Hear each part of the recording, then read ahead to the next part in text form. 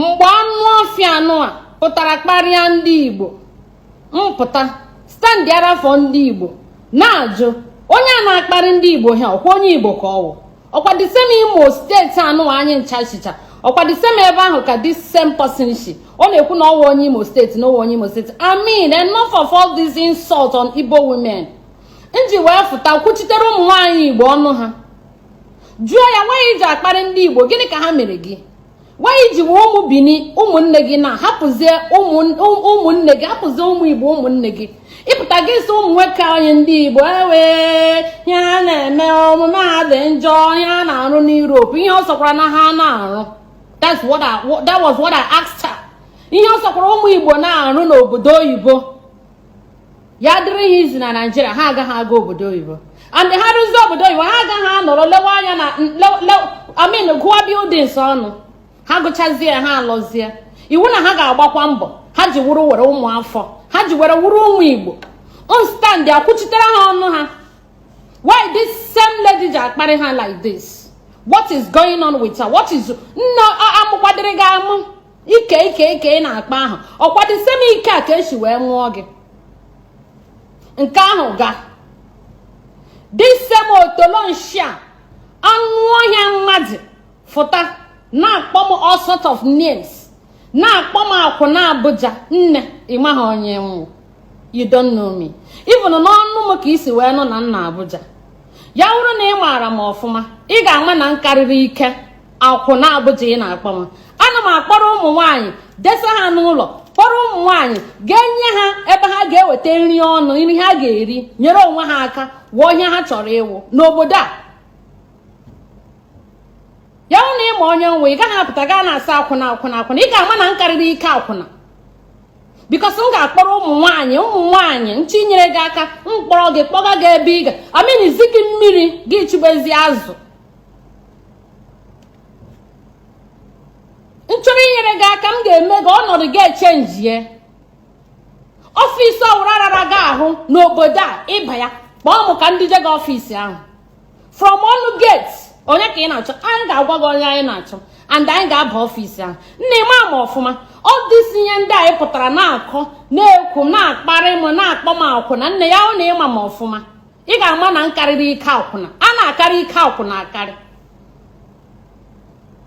nchọrọ nọrọ na be m aga m apụ mana m ga-etinye ndị ga-ebute ego were ego wetara m n'ụlọ ego anụghị ife ilo na ụmụ nwaanyị na-agbata na akwụna akarịrị n'ike akwụna.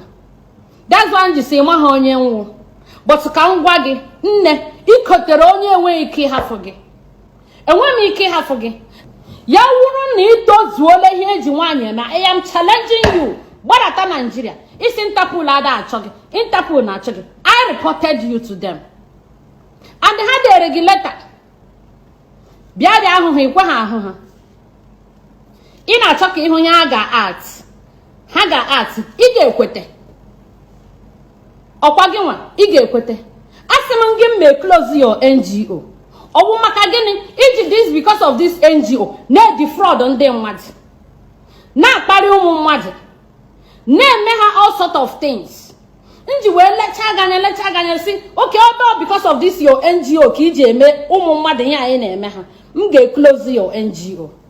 That was what I told you. Gwakwa gị ya n'ọkwara onwe m asịpakwa m gị anything emepakwa m anything the next thing gị pụta mee vidio na m gara ga kidnap ụmụazị nne Interpol mkpọrọ gị ọ ka ịbata Nigeria ka mụ na gị baa ga court ka ị gwa ndị court ebe ị nọ wee nwee evidence nji wee kidnap ụmụazị nji wee lecha anya hapụgo obodo nọ weti ndị nke m nwụsachara hie ma gawazi ga kidnap ụmụazị enweghị nne na nna ka ọ gịnị mụ ama anyị unu mega ebe ahụ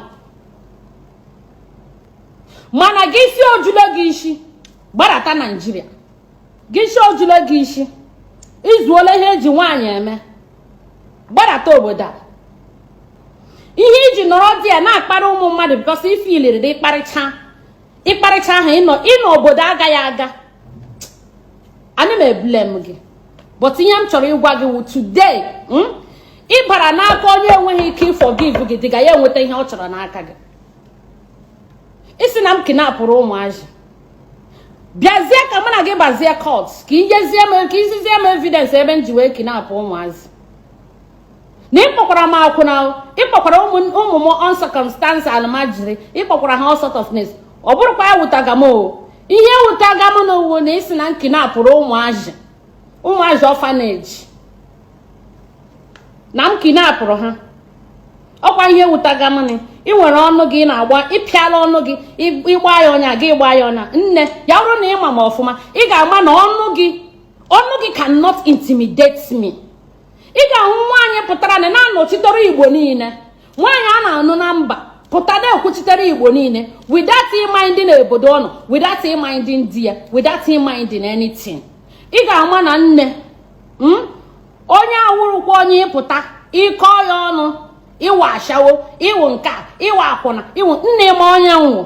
You don't know me, you don't know anything about me. Ya wụrụ na ịma something about me gị pụtakwa onye ịma about me. You don't know anything about me. Ka m gwazie gị onye nwụ akarịrị m ike akwụna. Akarịrị m ike akwụna. Isi nweke iwurugodo onye isi ada ahụ gị ahụ aga m abịa ahụ gị. Gaa wuru nwaanyị gaa na-achọ enyemaka ma ga-ezi gị ebe ị ga-echute mmiri.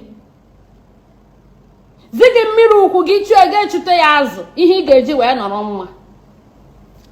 Adịrị eti mmụọ a na-akwa aka mana ya wụrụ ma Interpol ha na-achụ gị na-achụshi gị ike ha na-achụ gị na-achụshi gị ike ịbaala n'aka ha ma ụkwụ na Naịjirịa ma ụkwụ n'obodo a ka mụ na gị baa ga court gbaa tiketi nne batawa obodo a echi ahapụghị m go ndị a niile filiri ịkparịrị ha kparịa nne ha agwa gị nke a gị ma onye ahụ times 100 ị gaghị anwa ha ị ga-agwa mmadụ ịpụta gị na-ekwu nne ndị mmadụ ndị a niile ifiliri ndị a niile na-ahụta ha na ha hafụrụ gị nne nke a ụkwa choice ha. Let them go and perish na agony of defeat. Achọrọ m ịnwa. And it will be in their hearts that they were defeated by somebody, a public nuisance, by somebody pụta iwe akọrọ ịchọcha okwu na ụka niile nọ n'ụwa ị ga-achọ gị pụta na-asị donate nne chọgodo okwu na ụka without telling anybody to donate money for you. Chọgodo mmadụ okwu pụta were ego gị mee case.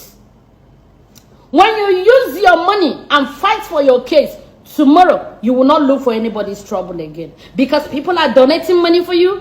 Get where na akpari ndị mmadụ.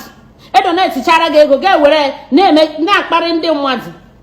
Jiri ego nke gị mee case echachi gị kparịa mmadụ gị shi nne mana n'ebe nọ bụ last bus stop. Mụ na gị ga-eme.